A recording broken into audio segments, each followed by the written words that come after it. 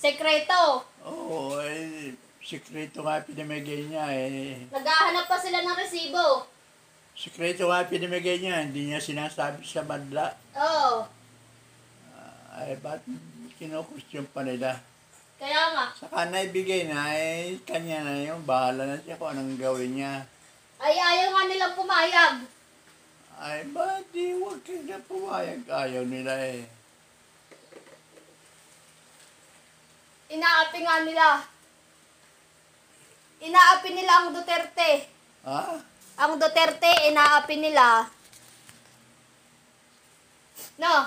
Oo, inaapi nila eh. Pinakulong nga eh. Kawawa. Kawawa nga. Ay, nako. Pinakulong tapos naawa sila.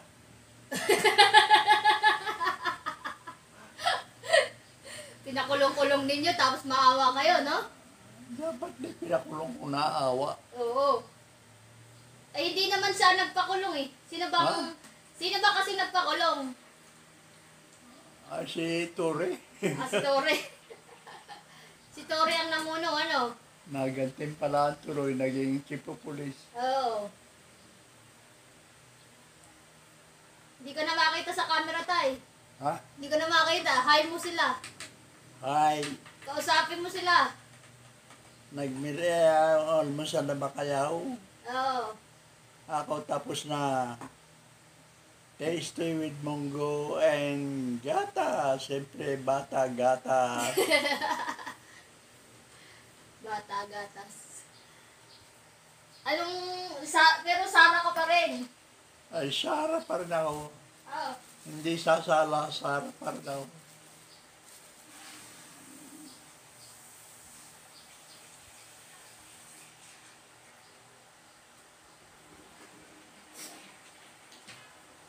Ano sabi mo kahapon, hindi na maubos-ubos ang...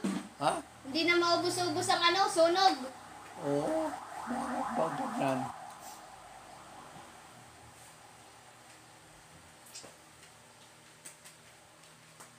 Ay, babay na. Babay na. Bye-bye. Talagang kawawa nga ang mga Duterte. Ay ba't pinakulong? Naawa pala kayo. Naawa, hindi pa kukulong. Hindi naman siya nagpakulong eh. Naawa din siya sa Duterte. Yung nag-comment. Naawa din siya. Oo. Ay ako naawa din, hindi naman ako nagpakulong eh. Oo. Ay nagtatagumpay. Ang inaapi ay nagtatagumpay. Aba, ang inaapi daw. Nasa huli ang tagumpay. Iyon.